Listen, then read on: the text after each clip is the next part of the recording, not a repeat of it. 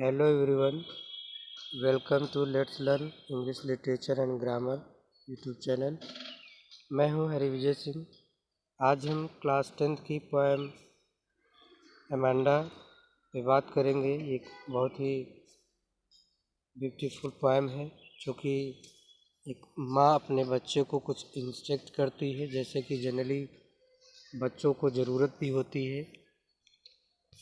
तो सबसे पहले हम फर्स्ट स्टेंजा की ओर चलते हैं। Don't bite your nails, Amanda. Don't hunch your shoulders, Amanda. Stop that slouching and sit up straight, Amanda. Don't bite your nails, Amanda. यहाँ पे इस पोएम में अमांडा की माँ अमांडा को इंस्ट्रक्ट करती है और डांटते हुए कहती है कि अपने नाखून को मत चबाओ।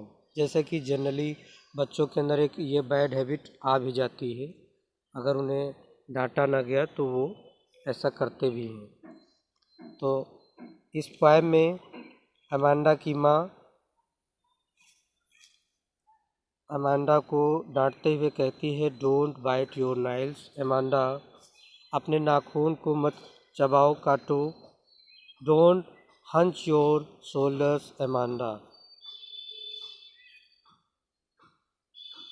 हंच मीन्स होता है इसमें कुबड़। जैसे आपने देखा भी होगा कुछ बच्चों के प्रॉपर वे में नहीं बैठने को कहा जाता है तो वो उनके कुबड़ जैसे निकल भी आते हैं। पीठ के पीछे हिस्से में एक कर्व जैसे निकल भी आता है जो बैठते हैं। तो यहाँ पे अमांडा की माँ अमांडा को डांटते हुए कह रही है कि अपने कुबड़ को, अपने शोल्डर्स को मत झुकाओ आगे। Stop that slouching and sit up straight Amanda. यहाँ पे ये अमांडा को डांटते हुए कह रही हैं कि ये जो आलस में जो आप आगे की तरफ झुक के बैठी हो, सीधे बैठो। Straight up, seat up straight, बिल्कुल सीधे बैठो अमांडा। तो फर्स्ट स्टेंजा में अमांडा की माँ अमांडा को डांटते हुए ये 3 बातें कहती है कि नाखून मत चबाओ, या अपने कंधों को आगे की ओर मत झुकाओ, और अपना कुबड़ जो पीछे की ओर निकल आता है सही से नहीं बैठने पे तो वैसा मत करो। लेकिन अगले ही स्टेंजा में there is a languid emerald sea where the sole inhabitant is me a mermaid drifting blissfully. तो ये जो अगला स्टेंजा है ये एक ब्रैकेट में दिया है। ब्रैकेट में जो कोई चीज़ होती है तो वो एक प्रकार से कह सकते हो ये एक एक्स्ट्रा इंफॉर्मेशन देने के लिए होता है। और यहाँ पे ये इन लाइनों में अमांडा जो कि एक इमेजिन करती है, there is a language emerald sea. यहाँ पे मेरा अमांडा अपने आप को एक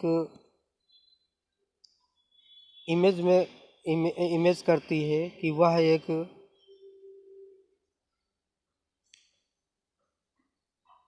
जिसे कहते हैं एमराल्ड सी। ये हरे रंग का एक समुद्र का पानी होता है, और जिसमें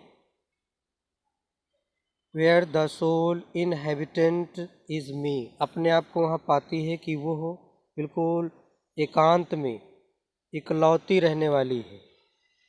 आ मरमेड ड्रिफ्टिंग ब्लिसफुली, जो कि मरमेड मीन्स होता है कह सकते हैं मत्स्यांगना। जैसे मछली और लड़की मिक्स हो के कोई एक जीवित प्राणी हो जिसमें कि उसकी पूँछ भी हो, तो वो क्या कर रही है, ड्रिफ्टिंग ब्लिसफुली, जो कि बिल्कुल उसको कोई रोकने टोकने वाला नहीं है और वो बिल्कुल फ्री हो के वहाँ पे उस हरे समुद्र के पानी में तैर रही हो। चलिए नेक्स्ट स्टेंजा पे did you finish your homework.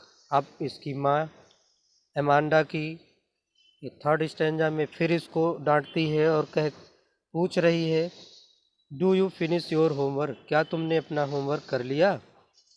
Amanda, did you tidy your room, क्या तुमने अमांडा अपने रूम को साफ किया है। आई थॉट, जैसा कि मैं सोचती हूँ, I told you to clean your shoes, जैसे मैंने पहले ही आपको बोल रखा है कि अपने जूतों को साफ करो अमांडा। तो ये फिर अगेन जो है उसकी माँ उसको डांटती है।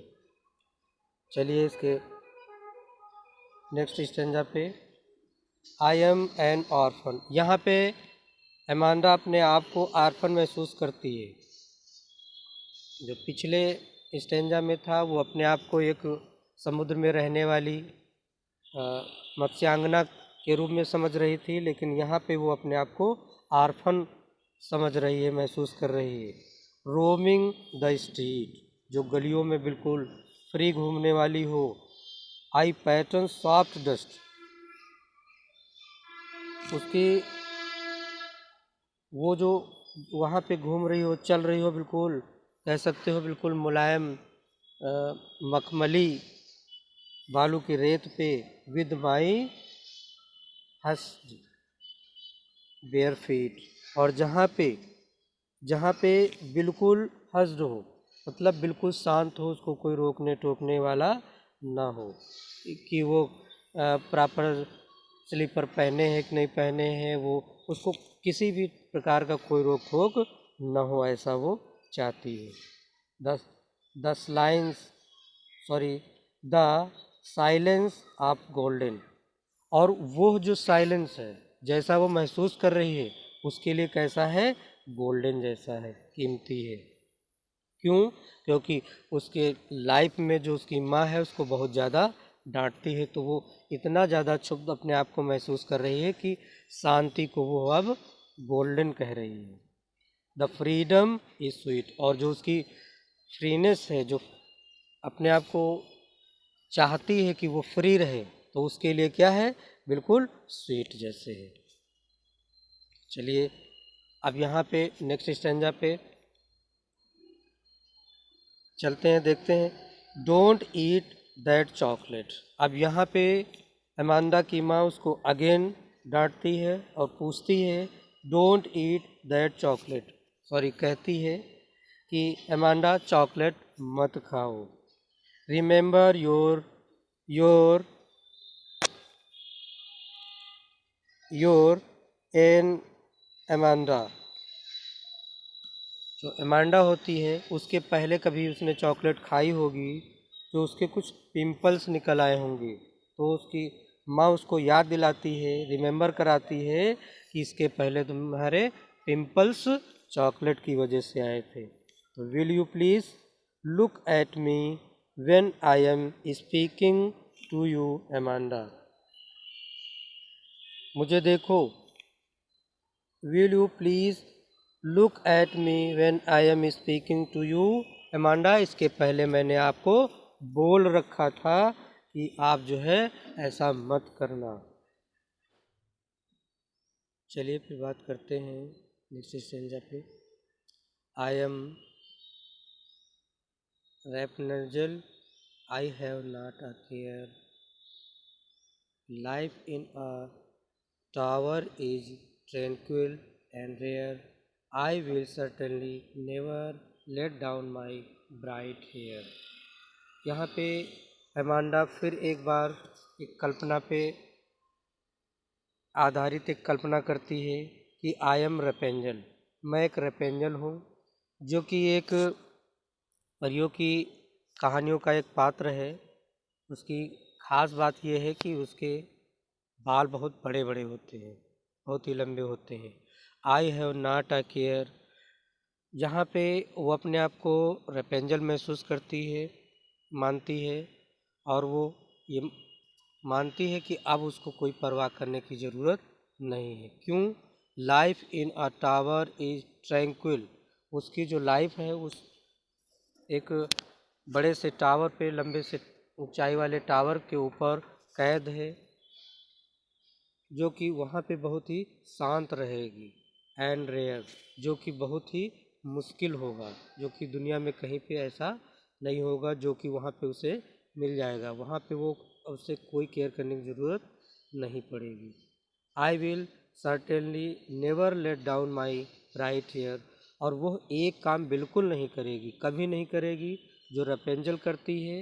वो अक्सर वो जो खिड़की पे बैठती है तो अपने बालों को नीचे लटका देती है, जो कि वो बिल्कुल नहीं करना चाहेगी। क्यों?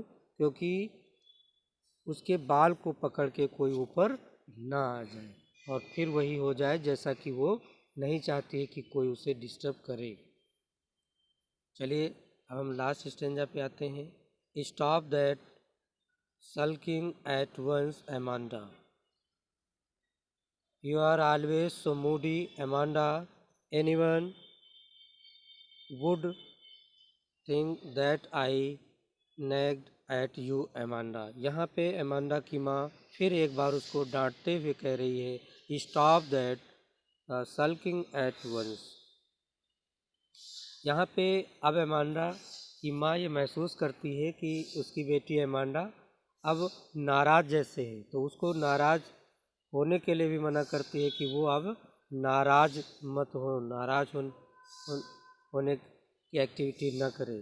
You are always so moody, तुम हमेशा मूडी ही नज़र आती हो अमांडा। क्यों? क्योंकि उतना वो डांट ही देती है उसको, तो वो अब दिख रही है। जैसे नेचुरली होता क्या है, जो बच्चे अपनी माँ से डांट खाते हैं तो वो नाराज़ होने का कुछ एक्टिविटी करते हैं, बोलते नहीं हैं, स्माइल नहीं करते हैं, वो देखते नहीं हैं। तो ये एक्टिविटी अमांडा की माँ कहती है मत करो। Anyone would think that I nag to you Amanda, कि जिससे कि तुम्हें देख के कोई ये न समझे कि तुम को बहुत ज़्यादा टोका गया है। जबकि ये रियलिस्टिक है कि किसी बच्चे को बार बार टोका जाएगा तो वो कुछ ऐसी एक्टिविटी करेगा, लेकिन उसकी माँ ऐसा भी करने के लिए मना करती है। तो ये जो है बहुत अच्छी पोएम रही रॉबिन पेलिन की। तो यहाँ से एक चीज़ सीखने को मिलती है कि अपने बच्चों को रोकना टोकना ठीक है, लेकिन तरीका बेहतर होना चाहिए। उनके अंदर कोई ऐसी भावना ना आए कि वो, जैसे कि इस पोएम में दिखाया गया है कि वो कभी शांत रहने की बात करती है तो कभी रेपेंजल के रूप में अपने आप को देखती है, तो कभी मरमेड की जैसे अपने आप को देखती है। तो ये सब ना हो, बच्चे को डांटा जाए, समझाया जाए, लेकिन प्रॉपर तरीके से। चलिए यहाँ से पोएम आपकी समाप्त होती है और आपका स्वागत है इस चैनल पे, जो कि आपने अपना कीमती समय दिया let's learn English literature and grammar पे। Thank you very much.